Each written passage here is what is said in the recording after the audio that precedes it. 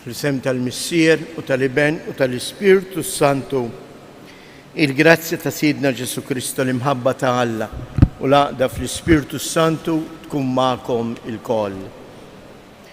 Edin nofru dan is-sagrifiċċju tal-Qudiesa għar-Ruħ Margaret Bonnici u Ċali Attart. L-lum eżies nċelebraw it-tifkira tal-Beatu Ignazju Falzon, jiddedika ħajtu biex iwassal lil Kristu qalb il-Baħrin Ingliżi. Kemm aħna stess qed inkunu xhieda ta' twemmin tagħna. Jew nitolbu maħfra ħtijietna ta' kemm il-darba verament mexniex il-fidi tagħna, jew stħajna nuru anke sempliċement brat ta' salib kejjew nitolbu maħfra għal ħtijietna.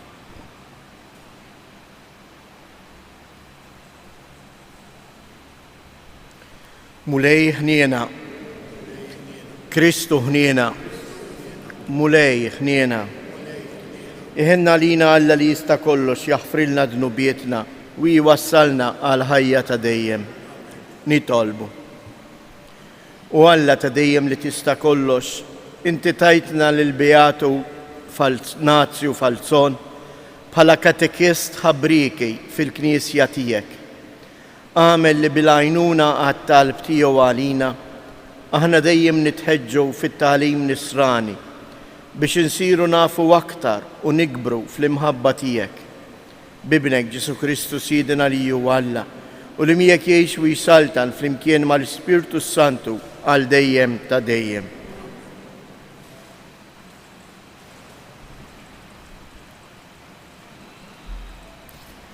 Qari mill-ktieb tal-Ġenesi. F'dak iż-żmien il-mulej der lill-Abraham ħdejn il-ballut ta' Mamri u hu kien fil-bieb tal-għarix fl-aqwa ta' sħana tal-jum. U refa' għajnejh u ħares u ra 3 irġiel waqfin qudiemu u mal-lirom mar jiġri jilqagħhom mill-bieb tal-għarix u nxteħet wiċċu fl-art qudiemhom u qal: Sidi, jekk jien sibt ħniena f'għajnejk tibqax għaddej minn quddiem il-qaddej tiegħek. Ħanġib ftit ilma u waħslu riġlejkom u strieħu taħt is-siġra sakemm inġibilkom gidma ħobs biex titrejqu. Imbagħad tibqgħu sejrin għax għalhekk għaddejtu għand il-qaddej tagħkom. U huma qalulu: Tajjeb, għamel kif għedt. U Abraham ħaffef lejn l-għarix ħdejn Sara u qalilha: Fittex lesti 3 sijan smid, għaġnu u għamlu ftajjar. U Abraham mar jiġri ħdejn il-baqar u ħa oġol tari u sabiħ u taħ l-qaddej u dan fittex il-estieħ. U ħa il-baqta u l-ħalib u l-oġol li kien lesta u qedhom qudiemhom u hu baqa' bil-wifqa qudiemhom taħt is-siġra u huma bdew jieklu. U staqsewh: Fejn hi Sara martek? U huwa ġibhom: Hemm fil-għarix. U qallu: Nerġa' niġi għandek bħal dan iż-żmien sena u wara Sara martek ikollha iben. U Sara kienet qiegħda tissemma minn bieb l-għarix u hu kien warajja. Abraham u Sara kienu xjuħ mdaħlin fi żmien u kien waqfitilha l-imxija tan-nisa. U Sara daħqet f'qalba u qalet: Wara li dbilt u sidi diġà xieħ se jkolli l-pjaċir. U l-mulej qal lill-Abraham: Għala daħqet Sara u qalet: Tgħid minnu li se nilet meta jien xjaħt. Hemm xi ħaġa iebsa iżżejjed għall-mulej. Bħal dan iż-żmien sena nerġa' niġi għandek u Sara ikollha iben. U Sara ċaħdet u qalet: Ma tħaqx għax beżet. U hu qalilha: Le, tħaqt żgur. Il-kelma tal-mulej.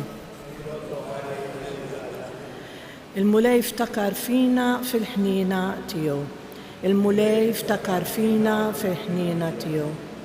Ruħi tfaħħar il-kobor tal-mulej u l-ispirtu tiegħi jifraħ falla s-Salvatur tiegħi għax hu xeħet għajnejh fuq iċ-ċokon tal-qaddejja tiegħu iva minn issa l-qudiem kull nisa li sejjaħ li ħinja għax is-Satan jagħmel mieħ ħwejjeġ kbar qaddis u l-isem tiegħu. Il-mulej ftakar fina fil-ħniena tiegħu. Il-ħniena tiegħu tinfirex f'kull żmien fuq dawk li jibżgħu minnu, mela b'kull ġid lil minu bil-ġuħ u l-unja batom il-barra b'xejn. Ħaħsib Iżrael għaddej tiegħu għax ftakar fil-ħniena tiegħu bħalma wiegħed lil missirijietna b'risq Abraham u nislu għal dejjem. Il-mulej ftakar fina fil-ħniena tiegħu. Alleluja, alleluja, alleluja. Kristu rafa fuqna id-djufija tagħna u tabba bil-mart tagħna. Alleluja, alleluja.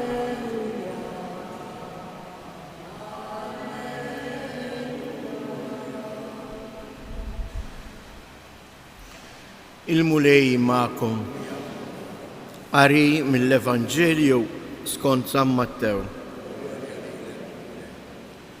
F'dak iż-żmien Ġesu daħal Kafarnaum, resaq fuħu wieħed ċenturjun jitolbu bil-ħerqa u jgħidlu: Sinjur, id-dar għandi għaddej mixħut, mifluċ u batut wisq. Għallu Ġesu: niġi jien infejqu. Għallu ċenturjun: Sinjur, ma jistħoqlix li tidħol taħt is-saqaf tiegħi. Iżda int qgħid kelma biss u l-qaddej tiegħi ifjieq. Għax x'inhu wkoll bniedem taħt is-seta ta' ħaddieħor u jiena stess għandi soldati taħti lil wieħed ngħidlu mur u jmur, lil ieħor ngħidlu ejja u jiġi, u lill-irsejjer ngħidlu għamel dan u jagħmlu. Ġesu baqa' mistaġeb meta sema dan u qal lil dawk li kienu mexjija warajh: tassew ngħidilkom, f'ħadd f'Iżrael ma sibt fidi bħal din. Jiena ngħidilkom li jgħat jiġu ħafna mill-Lvant u l-Punent u joqogħdu fuq il-mejda ma' Abraham u ma' Iżak u ma' Ġakob fis-saltna ta' żmewwiet, waqt li dawk li twildu fis-saltna jitkeċċew il-barra fid-dlam. Hemmhekk ikun hemm il-biki u t-tażżejs ta' snien. Imbagħad Ġesu qal liċ-ċenturjun: mur, ħajsirlek kif hemm int, u l-qaddej fieq dak il-ħin stess. Ġesu mar fid-dar ta' Pietru u ra lill-omm il-mara ta' Pietru li kienet mixħuta bid-deni, messila ida u id-deni ħallija. Imbagħad qamet u bdiet isservieħ.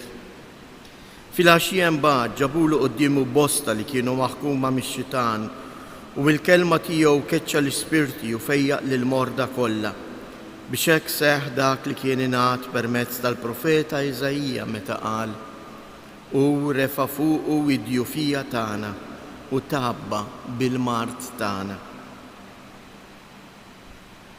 Il-kelma tal-mulej.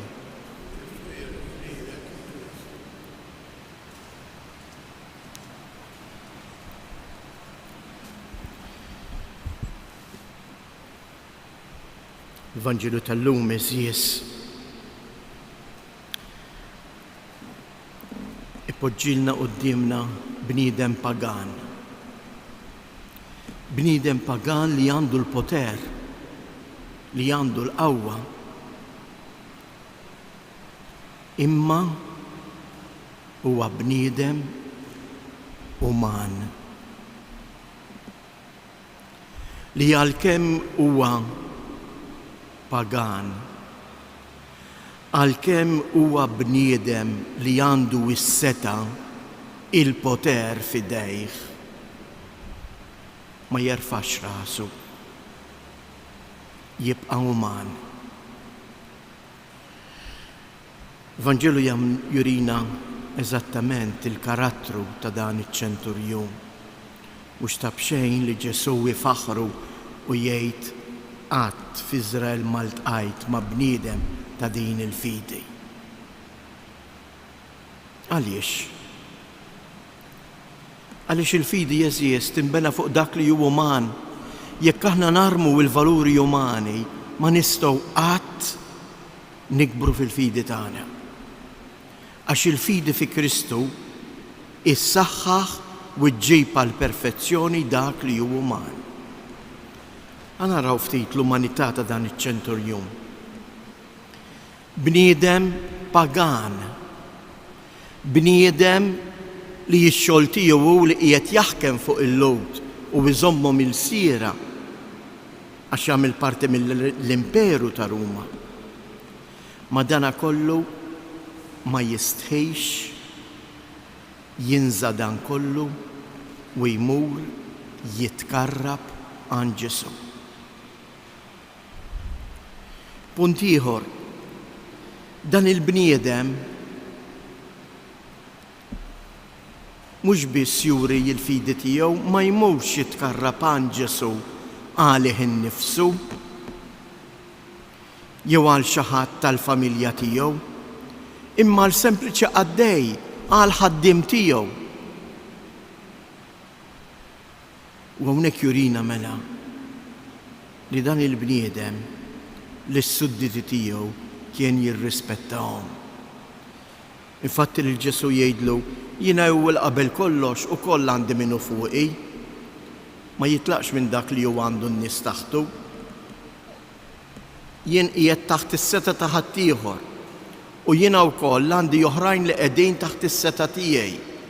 Lil wieħed ngħidlu mur u jmur, lil wieħed ngħidlu jiġi jiġi u lil qaddej ngħidlu għamel dan u dak jagħmlu. Imma dan kollu iħallih uman jirrispetta il-dawk li għandu taħtu u l-ħaddiema tiegħu u l-iskjavi tiegħu. Tantu hekk ikun hu stess ma jibaċċil xi wieħed mis-soldati li għandu taħtu, imma jkun hu stess li jmur jitlob il-fejqan għal qaddej tiegħu.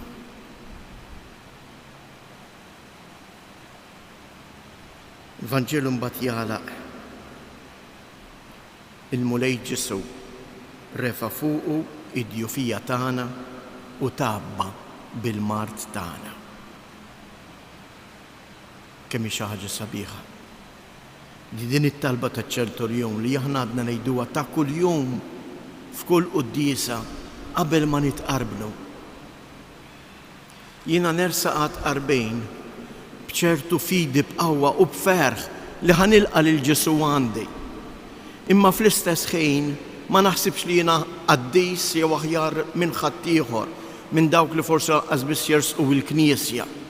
Hawnhekk Ġesu qalilna stess għad jiġu ħafna mill-vant u l-punent u jieħdu postkom.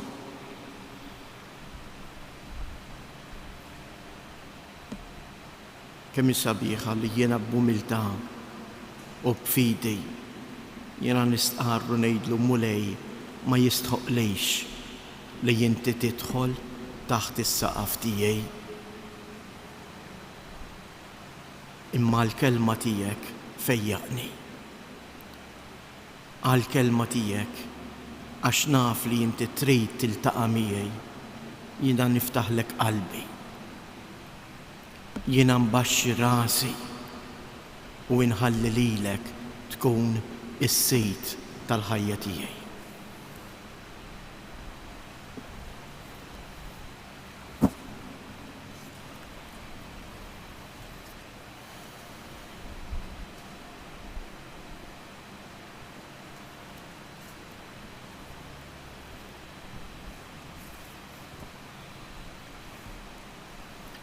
Ħuti eżies, aħna namlu illum it-tifkira tal-Beatu Nazju Falzon, mimlijin bil-fidi fl-imħabba ta' Alla lejna, lejn Ġesu li refa' fuqu il-mart tagħna u tabba bidnu bietna, ejjew nitolbu b'umiltà u ngħidulu għammilna qaddisin għaliex int qaddis. Għammilna qaddisin għaliex inti qaddis. Għall-insara sabiex fuq l-eżempju tal-Beatu Nazju Falzon iħabirku ħajinaqdu fi knisja waħda taħt raj wieħed nitolbu għammilna qaddisin għax inti qaddis. Għall-mexxejja ta' pajjiżna sabiex iħarsu il-valuri jinsara u li jsawru l-identità tan-nazzjon Malti nitolbu.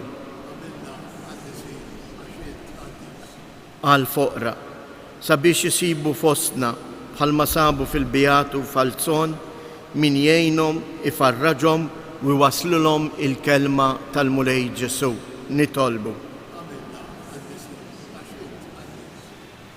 Għalina il-koll sabiex bħal-Beatu Falzon narfu nilqgħu il-kelma ta' Alla li lilna ta' kuljum tiġi mħabbra mill-Knisja nitolbu. Fiskiet nresqu it-talbiet tagħna kien poġġu f'riġlejn Omna Marija lill-emigranti tagħna u l-morda tagħna, speċjalment dawk li jduru bihom fl-isptarijiet u fid-djar tagħna.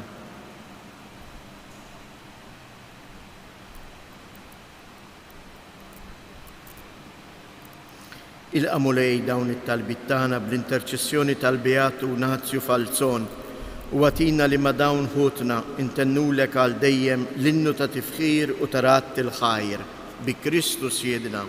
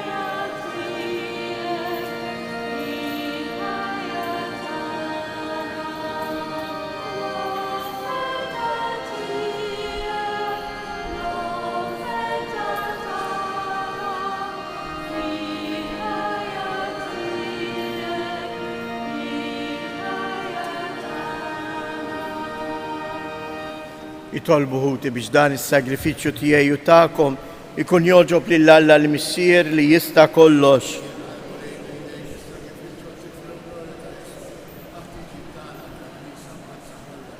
Ilqamu lej din l-offerta li l-poplu qaddis tiegħek qiegħed jagħmillek fit-tifkira tal-Beatu Falzon u għamel li bis-saħħa ta' dan il-misteru li fih qegħdin nieħdu sehem natu eżempju tal-imħabba tiegħek bi Kristus jedna.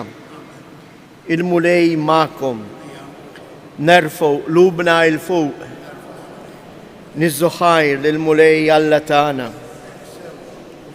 Sewwa u xieraq tas-sew Mulej Missier Qaddis, Alla ta' dejjem li tista' kollox, tajjeb u taġi tas-salvazzjoni tagħna li dejjem u kullimkien inroddulek ħajr bi Kristus jedna. U qabel ma tela s-sema bat lid-dixxipli jgħalmu u jagħmdu lill-ġnus kollha. Imnebbaħ minn dan il-kman ta' ibnek, il-Beatu Ignazju għallem lil ħafna jħarsu dak kollu li jordnalna il-Mulej Ġesu u permezz tal-Magħmudija seħibhom mal-poplu qaddis tiegħu li hu l-Knisja il-ġisem ta' Kristu, it-Tempju tal-Ispirtu Santu għat-tifħir tal-erf tiegħek bla qies. Għalhekk aħna nroddulek ħajr u mal-anġli u l-qaddisin kollha tiegħek intennulek. Qaddis, qaddis, qaddis, Mulej Alla tal-eżerċti, ismewwitu l-art mimlija bil-glorja tiegħek, osanna fl-ola ta' smewwiet, imbirek minn ġej fisem il-Mulej, osanna fil-oli ta' smewwiet. Qaddis tas-sewint Mulej inti lajn ta' kull qdusija, qaddis għalhekk nitolbuk dawn l-offerti bil-barka tal-Ispirtu tiegħek biex isiru għalina l-ġisem u d-dem ta' Siedina Ġesu Kristu. Li meta kien se jingħata biex mir-raj ħibati ħajl ħobs radd il-ħajr qasam tal id-dixxipli tiegħu u qal: ħudu u kulu il-koll minn dan, għax dan huwa ġismi li jingħata għalikom.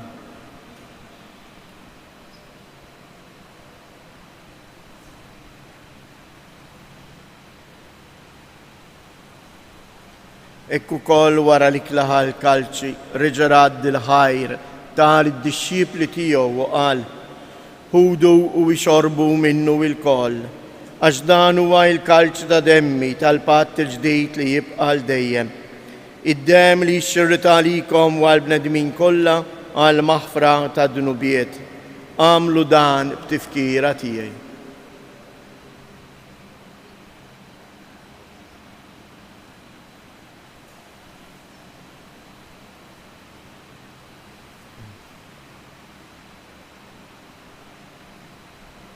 Danu il-misteru tal-fidi inħabru l-mewt tiegħek mulej, inxandru bil-ferħ il-qawmien tiegħek, nistennewk sa ma tiġi fil-glorja. Għalhekk aħna nagħmlu dan b'tifkira tal-mewt u l-qawmien ta' Sidina Ġesu Kristu, nofrulek mulej il-ħobs tal-ħajja u l-kalċej tas-salvazzjoni u nroddulek ħajr għaliex oġbok tilqana hawn quddiemek biex naqduk. Mitċo kontana nitolbu l-Ispirtu Santu jaqqadna f'ġisem wieħed lilna li nieħdu sem il-ġisem u d-dem ta' Kristu. Ftakar mulej, fil-Knisja tiegħek imxerda mad-dinja kollha, wettaqa fl-imħabba fl-imkien mal-Papa Franġisku, mal-Isqof tagħna Anton u mal-Ministri tiegħek kollha. Ftakar ukoll fħutna li raqdu bit-tama tal-qawmien. Ftakar fil-mejtin kollha. Daħħalhom quddiemek fid-dawl tas-sebħ tiegħek. Ħenna lina l-koll nitolbuk. Għati lilna wkoll il-wirt tal-ħajja ta' dejjem flimkien mal-Verġni mqazzhom Malla Marija, mar-raġel tagħha San Ġusepp, l-Appostli, il-Beatu Nazju Falzon u l-qaddisin kollha li jgħixu fil-ħbiberija tiegħek sa mill-bidu tad-dinja. Għamel li magħhom infaħruk u nsebħuk b'Ġesu Kristu ibnek. Bi Kristu, ma' Kristu u fi Kristu. Jingħata lilek Alla missier li tista' kollox, flimkien mal-Ispirtu Santu, kull ġieħu glorja għal dejjem ta' dejjem. Jew nitolbu kif għallimna u ridna nagħmlu li ben Alla għas-salvazzjoni tagħna. Missierna li inti fis-smawiet, jitqaddis ismek, tiġi salt natek, ikun li trid int kif is-sema hekk fl-art. Ħobżna ta' kuljum matina llum, aħfrilna dnubietna bħalma naħfru lil min ħati għalina u la ddaħħalniex fit-tiġrib, iżda eħlisna mid-deni. Eħlisna nitolbuk mulej minn kull deni. Atina fit-tieba u l-ħnina tiegħek il-paċi fi żmienna biex inkunu ħielsa dejjem mid-dnub u mħarsa minn kull inkwiet. Aħna u nistennew nittamaw ilena u l-miġġja tas-Salvatur tagħna Ġesu Kristu. Mulej Ġesu Kristu li jgħid l-apostli tiegħek inħallilkom isliem nagħtikom isliem tiegħi. La tħariex lejn nubietna, iżda ħares lejn il-fidi tal-Knisja tiegħek. Għatija isliem u laqda li jint trid fija, int li tgħix wis-saltan għal dejjem ta' dejjem. Il-paċi tal-mulej tkun dejjem magħkom. Għatu l-paċi lil xulxin.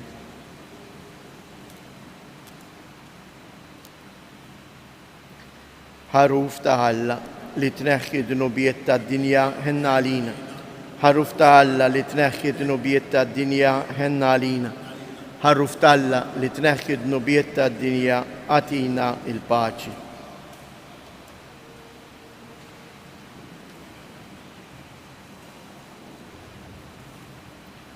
Danu il-ħaruf ta' Alla, danu li jneħħi dnubiet tad-dinja. Ħen jindawk li huma mistiedna għall-ikla tal-ħaruf. Istejken waħda.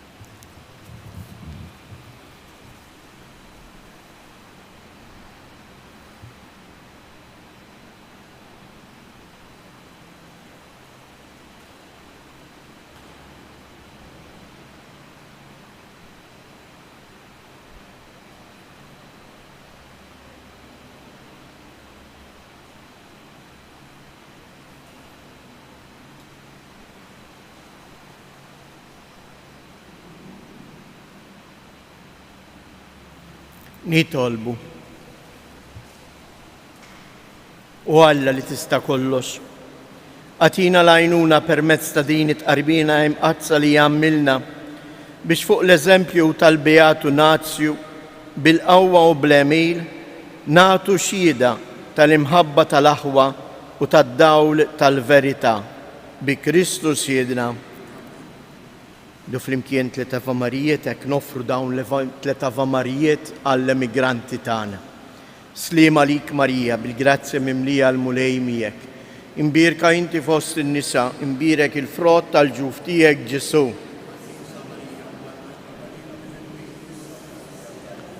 Sliem għalik Marija, bil-grazzja mimlija l-mulej miegħek. Imbirka inti fost in-nisa, imbirek il-frott tal-ġuf tiegħek Ġesu.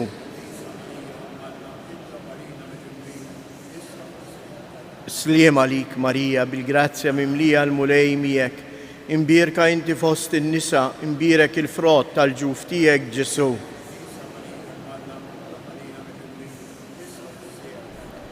Madonna ta' Pinu, Sultana tal-familja, ħarstek fuqna dejjem żomm. Il-mulej ma'kom. Iberikkom Alla li jista' kollox, il-Missier, l-Iben u l-Ispirtu Santu.